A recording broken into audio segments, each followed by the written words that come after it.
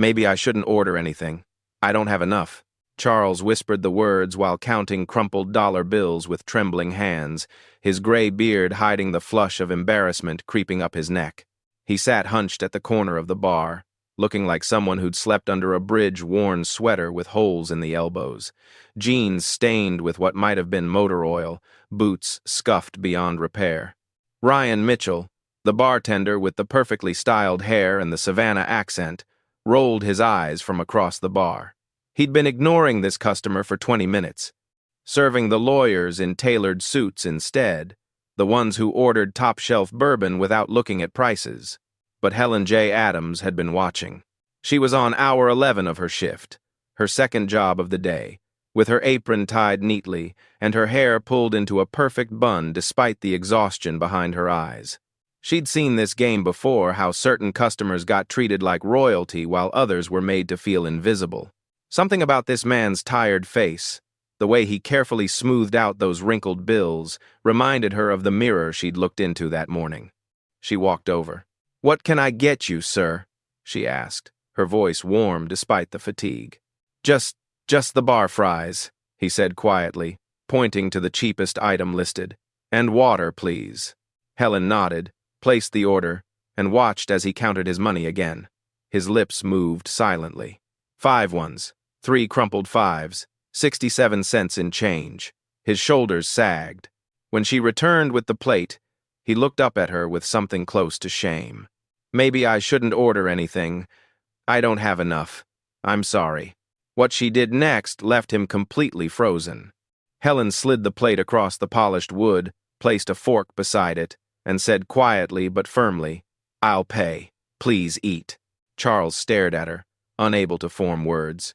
Here's what Charles R. Smith didn't expect when he walked into his own bar disguised as a broke drifter: genuine kindness. He'd come to investigate a troubling rumor, wearing ripped jeans and a patched sweater, looking every bit like someone who couldn't afford the cheapest item on the menu. When he whispered, "Maybe I shouldn't order anything. I don't have enough," Helen Adams, exhausted from her double shift, simply slid the plate toward him. "I'll pay. Please eat." That moment, it exposed everything. Before we begin, click that subscribe button, like this video, and comment where you are watching from. Your support helps us bring more exciting stories, and trust me, you won't want to miss them. Now let's get into the story. The message had arrived 3 days earlier. Charles R. Smith sat in his penthouse office overlooking Charleston Harbor, the November sun casting long shadows across the mahogany desk his father had built by hand.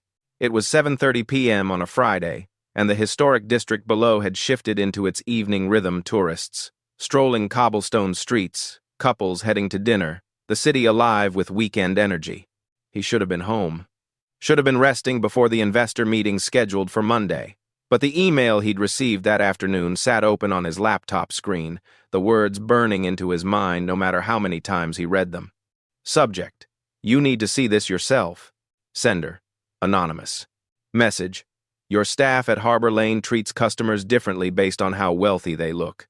Some are ignored, some are mocked. You should see it with your own eyes before you expand." 3 attachments were included. The first was a photo taken from outside the bar's front window.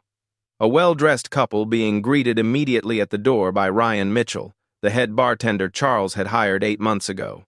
Ryan's smile was wide, his posture attentive, his hand already reaching for the premium whiskey bottles. The second photo, taken minutes later from the same angle, showed an older man in work clothes standing near the entrance. Ryan's back was turned. No greeting, no acknowledgement. The man eventually left. The third image made Charles's jaw tighten. It was a screenshot of the bar's tip pool records figures that didn't add up. Tips logged at $340 for a Friday night when Charles knew from revenue reports that the bar had served over 80 customers. The math was wrong, badly wrong. Charles leaned back in his chair and pulled up the Harbor Lane financial folder.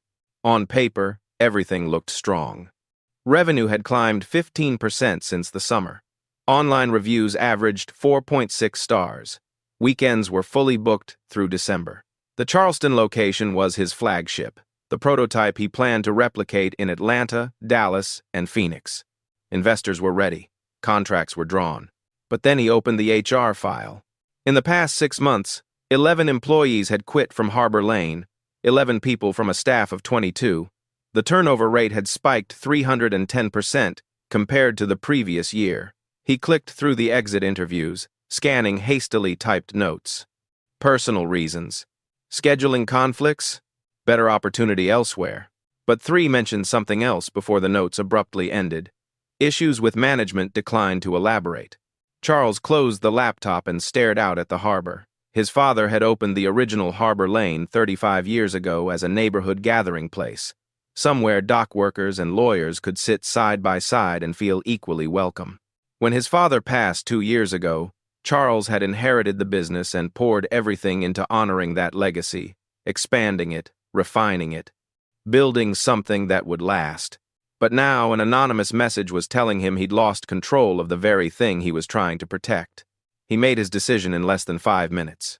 By Monday morning, Charles had grown out his beard. By Tuesday, he'd bought second-hand clothes from a thrift shop on King Street. By Wednesday night, he'd removed his Rolex, left his phone in the car, and walked through the doors of Harbor Lane Whiskey Bar looking like someone who'd been traveling rough for weeks. No one recognized him. Not the hostess, not the busboy, not even Ryan, who glanced at him once and immediately looked away with thinly veiled disgust. But Helen Adams? She'd looked him in the eye, smiled, and asked what she could get him. And now, sitting at that bar with a plate of fries he couldn't pay for and a waitress who just offered to cover it with her own money, Charles R. Smith realized the anonymous warning hadn't gone far enough. The problem wasn't just how customers were treated. It was how his staff were being treated, too. And he was about to find out exactly how deep the rot went. Charles ate slowly, making each fry last, playing the role perfectly.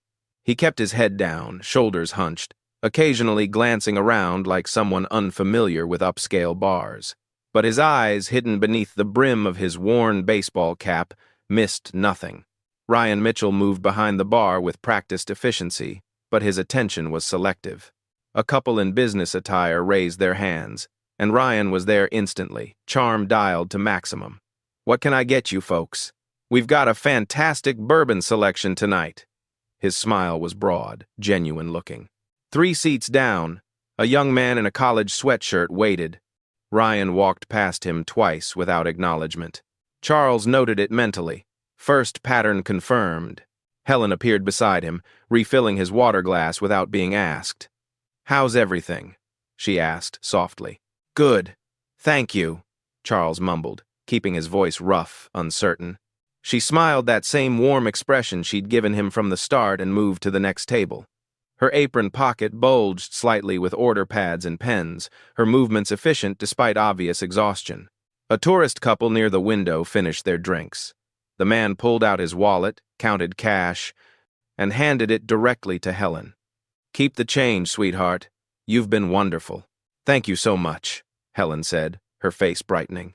She walked toward the register, but Ryan intercepted her by the service station. Charles couldn't hear their words, but he watched Ryan's hand move, watched Helen's expression shift from grateful to confused to resigned. When she walked away, Ryan pocketed something smoothly before turning back to the bar. Charles's jaw tightened beneath his beard. Second pattern confirmed. The Harvard Lane had security cameras. He'd installed them himself. Whatever just happened was recorded. But seeing it in person, watching someone steal from an employee who'd just paid for a stranger's meal out of her own pocket ignited something cold and furious in his chest. He forced himself to remain still, to keep playing broke and confused. Ryan glanced his direction with barely concealed irritation. "You need anything else, buddy? We've got other customers waiting." Charles shook his head quickly. "No, sir. Sorry." "Then maybe don't camp out all night," Ryan muttered, just loud enough to be heard. Helen, passing by with a tray, shot Ryan a look but said nothing. Charles stared down at his empty plate, his mind racing. The anonymous email had been right, but this wasn't just about how customers were treated. This was about a culture of cruelty he'd somehow let take root. His bar, his father's legacy, had become exactly what it was never supposed to be, and he was going to fix it tonight. Helen returned to clear his plate, and Charles saw his opening. "Thank you again," he said quietly, letting genuine emotion slip into his voice. "For paying." You didn't have to do that. She paused, studying him with kind eyes. Everyone deserves a warm meal. It's not a big deal. It is to me. He hesitated as if gathering courage. I've been traveling, looking for work. Things have been hard. Helen's expression softened. She glanced around the bar, was momentarily calm, and leaned against the counter. I understand hard. Trust me. You work here long? Charles asked, keeping his tone casual. 6 months, but I also work mornings at a bakery in Mount Pleasant. She said it matter-of-factly without complaint. 2 jobs keep the bills paid. That's a lot of hours. It's what I need to do. She adjusted her apron, her voice steady. My little sister, Nina, she's 14. I take care of her. Our parents died in a car accident near Greenville 3 years ago. Charles felt his chest tighten. I'm sorry. Me too. Helen's smile was sad but resilient. I left college to make sure she had stability. It's worth it, though. She's everything. Before Charles could respond, she straightened. Anyway, I should get back to work. But seriously, don't worry about the meal. You looked hungry, and I've been there. Sometimes kindness is all we've got. She walked away, leaving Charles staring after her. No one had shown him kindness like this in years, not since his wealth had made every interaction transactional. Investors wanted his money. Employees wanted promotions. Even friends seemed to measure their words carefully. But Helen? She'd given freely, expecting nothing, knowing nothing about who he really was. His throat burned with unexpected emotion. Then Ryan's voice cut through the moment. Helen! Ryan's tone was sharp, angry. He'd cornered her near the kitchen entrance, his expression twisted with irritation. What the hell are you doing, paying for customers? That's a stupid mistake. He's not gonna tip you. You just threw away money. Helen's voice remained calm. He needed food. That's more important than $8. You're naive, Ryan sneered. This isn't charity. It's a business. Kindness isn't a waste, Ryan. Whatever. Don't come crying when your rent's short. Ryan stalked off, shaking his head in disgust. Charles sat frozen, gripping his water glass so hard his knuckles whitened. Every instinct screamed to stand up, to reveal himself, to fire Ryan on the spot. But not yet. He needed to see everything first, to understand how deep this poison ran. Helen returned to work, her expression composed, professional, but Charles saw the slight tremor in her hands. And he made a silent promise. By the end of tonight, she'd never have to endure this again. Charles nursed his water for another hour, pretending to warm up from the cold Charleston night. He hunched forward, occasionally rubbing his hands together, playing the part of someone with nowhere else to go. Ryan noticed, and he wasn't hiding his irritation anymore. Helen, tell your friend the bar isn't a homeless shelter, Ryan muttered as she passed, loud enough for nearby customers to hear. His tone dripped with contempt.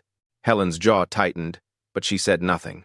Charles watched her move through the room, taking orders, delivering drinks, maintaining that professional smile even as exhaustion pulled at the corners of her eyes.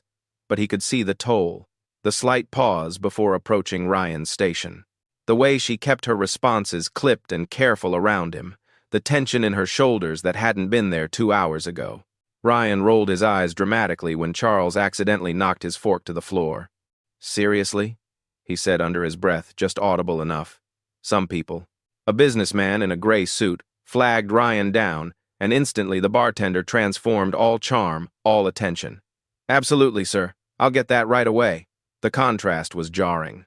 But what disturbed Charles more was the ripple effect. A younger server, Jessica barely 20, Charles remembered from her hiring file, walked past an older couple in casual clothes who'd been waiting to order. She'd seen them, made eye contact, then deliberately turned toward a table of men in expensive watches instead. At the far end of the bar, Robert, another bartender Charles had hired personally, ignored a woman in nurse scrubs trying to get his attention. But when a group in business casual arrived, Robert was there immediately, menus in hand. They were copying Ryan, following his lead, treating it as standard operating procedure. Charles felt something cold settle in his stomach. This wasn't just one bad employee. This was a systematic culture of discrimination he'd failed to notice while focusing on expansion, revenue reports, investor meetings. He'd been so busy building the business that he'd stopped watching how it actually operated. His father would have been ashamed. "Helen, can you take his glass already?" Ryan snapped, gesturing toward Charles dismissively. "He's been sitting there forever. He's a paying customer," Helen replied quietly but firmly. "Barely." "Ryan, just do your job," Ryan cut her off, turning away. Helen's hands trembled slightly as she reached for Charles's glass. For just a moment her professional mask slipped, and Charles saw it: the hurt, the exhaustion, the weight of being undermined constantly by someone who should have been her colleague. She caught herself quickly, composed her expression, and moved on. But Charles had seen enough. The problem wasn't just Ryan Mitchell. It was the empire of cruelty Charles had unknowingly allowed him to build. The door chimed and 4 people swept in designer suits, luxury handbags, the kind of effortless wealth that announced itself without words. A woman laughed, her jewelry catching the amber lighting. Ryan's transformation was instant and complete. "Welcome to Harbor Lane." His smile was dazzling, his posture suddenly impeccable. He moved from behind the bar with the grace of a seasoned host. "So wonderful to see you folks again. Your usual table?" "Ryan, you're a lifesaver," the woman said warmly. "We were just telling the Johnsons about this place. Best whiskey bar in Charleston. You're too kind. Let me get you started with our premium selection." Ryan gestured toward the high-backed leather booth, his attention laser-focused, his entire demeanor radiating attentive professionalism. Charles watched the performance with grim fascination. Then Ryan's eyes flicked toward him, and the mask dropped instantly. "Hey!" Ryan called out sharply, walking back toward Charles. "You need to move your plate. We need this space for actual customers." Charles looked up slowly, maintaining his confused, timid character. I'm sorry, I thought. "You've been here 2 hours nursing water?" Ryan interrupted, his voice loud enough to draw stares. "This isn't a waiting room. Either order something else or stop lingering." Helen appeared at Charles's side almost immediately. "Ryan, he's fine. The bar isn't full. I'm managing the floor, Helen, not you." Ryan's tone was ice cold. "Stay in your lane." "I'm just saying, are you the manager?" Ryan stepped closer, his voice dropping but losing none of its venom. "No? Then stop undermining me in front of customers. Do your job and let me do mine." Helen's face flushed, but she held her ground. Treating people with respect is everyone's job. Ryan's laugh was cruel. "That's adorable. Really?" He turned back to Charles dismissively. "You've got 5 minutes. Then I want this seat cleared." Charles forced his voice to shake. "I'm sorry. I'll go. I didn't mean to cause trouble. You should have thought of that before camping out." Ryan walked away without another glance. The bar hummed with uncomfortable silence before conversations gradually resumed. Helen stood frozen for a moment, her composure finally cracking. She turned quickly, heading toward the back hallway. But Charles saw it: the quick swipe of her hand across her cheek, the unmistakable gesture of wiping away a tear she didn't want anyone to see. Something crystallized in Charles's chest. Not anger, not frustration, absolute certainty. He'd seen enough, more than enough. The evidence was overwhelming: the theft, the discrimination, the systematic bullying of the one employee who embodied everything Harbor Lane was supposed to represent. The truth was coming out tonight. Charles stood slowly, reached into his pocket, and pulled out his phone. Time to end this. Charles shuffled toward the restroom hallway, maintaining his hunched posture until he was out of sight. Then he straightened, pulled out his phone, and opened the encrypted Harbor Lane management app. His fingers moved quickly across the screen. Tip pool records past 30 days. The numbers told the story immediately. Tips reported, $8,340. Tips distributed to staff, $5,120. The difference, $3,220, listed as processing fees and adjustments. There were no processing fees. He'd never authorized adjustments. Charles pulled up the employee hour logs next. Helen's schedule showed consistent cuts. Friday and Saturday nights, the highest-earning shifts repeatedly reassigned to Ryan's friends. Her hours slashed from 35 per week to 22, while Ryan's remained at 40+ with management bonuses Charles had never approved. He scrolled to HR complaints. 3 formal grievances filed in the past 4 months, all mentioning Ryan Mitchell by name, all marked resolved internally by Ryan himself, who'd apparently been given administrative access Charles didn't remember granting. His jaw clenched. Then he opened the security camera feed. The footage loaded quickly, crystal clear, time-stamped, damning. November 18th, 9:47 p.m. Ryan intercepting cash from a customer handing it to Helen. November 20th, 10:15 p.m. Ryan pocketing bills from the tip jar when other staff weren't looking. November 25th, 8:33 p.m. Ryan literally taking money from Helen's apron pocket while she was in the kitchen. Charles saved the clips directly to his phone. He'd seen enough, more than enough. He walked back into the bar, his movements deliberate now, controlled. He sat down at his corner seat and placed both hands flat on the counter. Ryan noticed immediately. His eyes narrowed with irritation. Seriously? Ryan stalked over, his patience clearly exhausted. Sir, I told you if you don't order something else, you need to leave. We're not running a charity. Charles lifted his head slowly, meeting Ryan's eyes for the first time all night. I don't think I will, he said quietly. Ryan's expression darkened. Excuse me? I said no. Listen, buddy. Ryan stepped closer, his voice threatening. I'm the floor manager here. When I tell you to leave, you leave. Don't make me call security. Charles reached up and removed his worn baseball cap. Then he stood, his full height suddenly apparent, his presence shifting from meek to commanding in a single breath. Helen, carrying a tray across the room, froze mid-step. Ryan's face drained of color. The businessman in the gray suit looked up, recognition dawning. Charles's voice carried across the entire bar, calm and absolute. Call everyone in, staff meeting. Now. Within minutes, the staff assembled near the bar servers, bartenders, kitchen staff, the hostess. Confusion rippled through the group. Some whispered nervously. Others glanced at Ryan for explanation. Helen stood at the edge, her face pale, arms wrapped around herself. Charles waited until everyone was present, then spoke. I'm Charles R. Smith. His voice was steady, clear. I own this place, and I've been watching all night. The room erupted in gasps. Jessica's hand flew to her mouth. Robert stepped backward. The businessman in the gray suit, a regular Charles now recognized, looked mortified.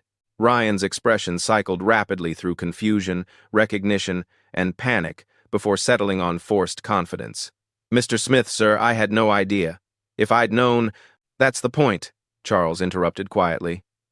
You didn't know. So I saw exactly how you operate. Sir, let me explain. Ryan's words tumbled out quickly. It's been stressful. We've had difficult customers lately. People who don't fit the ambiance we're trying to maintain. I was just protecting the brand you built. By stealing tips? Charles pulled out his phone, tapped the screen, and turned it toward the group. By pocketing money meant for your co-workers? The security footage played clear, time-stamped, irrefutable. Ryan's hand sliding bills into his pocket. Ryan intercepting cash meant for Helen. Ryan taking money directly from the tip jar. The staff watched in stunned silence. Ryan's face crumbled. That's not what it looks like. Those were processing fees, administrative adjustments. I was going to redistribute. You stole $3,220 over 30 days. Charles's voice remained calm, but it carried the weight of absolute authority. You manipulated schedules. You bullied staff. You discriminated against customers based on appearance. Mr. Smith, please. Ryan's bravado shattered completely. He stepped forward, hands raised in desperate supplication. I made mistakes. I can fix this. I've worked here 8 months. I've increased revenue, improved efficiency. You've created a culture of cruelty. I'll pay it back. Every dollar. Just give me another chance. You're fired. The words landed like a gavel strike. Ryan's expression twisted from desperation to fury. This is bullshit. You can't. I have rights. I'll sue you for wrongful termination. You can't prove... Charles raised the phone again. I can prove everything. Security will escort you out, now. 2 men appeared from the back office, actual security Charles had quietly called earlier. Ryan jerked away from their hands. You're making a mistake. This place will fall apart without me. His voice rose to a shout as they guided him toward the door. You'll regret this. The door closed behind him, muffling his final insults. Silence blanketed the bar. Helen stood trembling, tears streaming down her face, unable to move.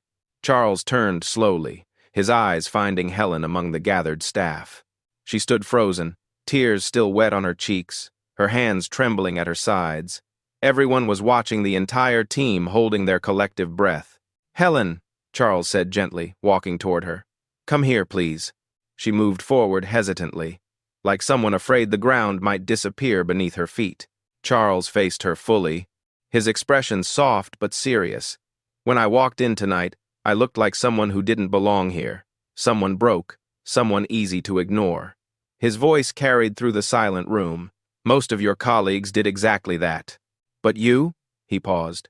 "You treated me with dignity, with kindness. You paid for my meal when you thought I couldn't afford it, even though you work 2 jobs and care for your sister on your own." Helen's lips trembled. She tried to speak but couldn't. "You reminded me why I built this place," Charles continued. "My father always said a bar isn't about the drinks, it's about how you make people feel when they walk through the door. You understood that without being taught. You lived it." He reached into his jacket and pulled out a sealed envelope, placing it carefully in her shaking hands. "Open it," he said quietly. Helen's fingers fumbled with the seal. She pulled out the contents, a letter, a check, and an official employment contract. Her eyes scanned the documents, widening with each line. The check, $3,847. Every dollar Ryan had stolen from her and the tip pool, plus interest. The contract, promotion to bar manager, $62,000 annual salary, full health insurance, paid time off. Helen's knees buckled slightly. Charles steadied her arm. I can't." Her voice broke completely. Tears streamed down her face as she pressed the papers to her chest. "Sir, I don't know what to say." Charles smiled, his own eyes glistening. "You already said it when you told me to eat."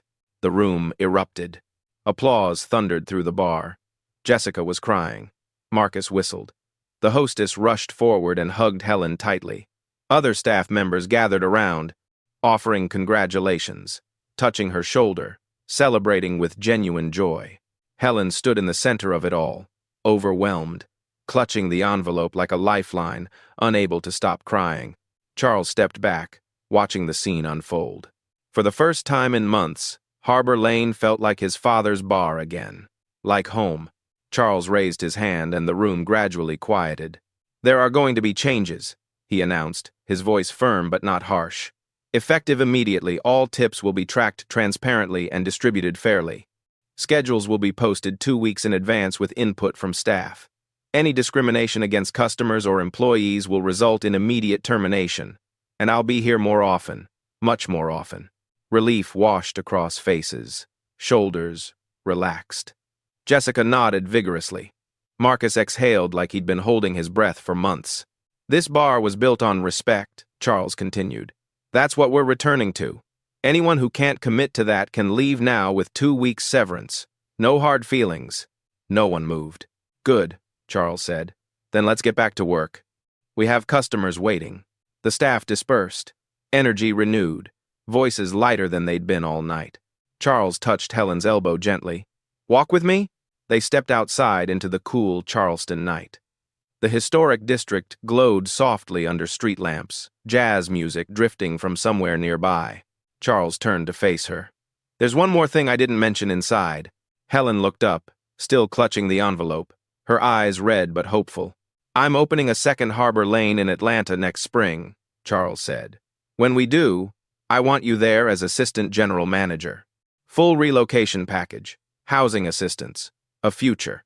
Helen's hand flew to her mouth. Fresh tears spilled over. "Mr. Smith, are you serious?" "Completely." She laughed through her tears, a sound of pure disbelief and joy.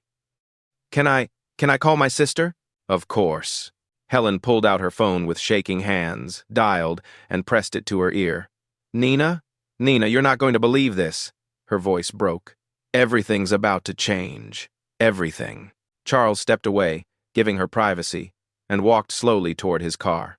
The night air felt different now, cleaner somehow, lighter. He thought about his father, about the bar they'd built together, about how close he'd come to losing everything that mattered while chasing expansion. One act of kindness from someone with nothing had transformed everything for the man who had everything. He'd walked into his own bar pretending to be broke, ordering the cheapest thing on the menu, and Helen had responded with pure, selfless compassion. Her response to his simple order had left him speechless, and it changed both of their lives forever.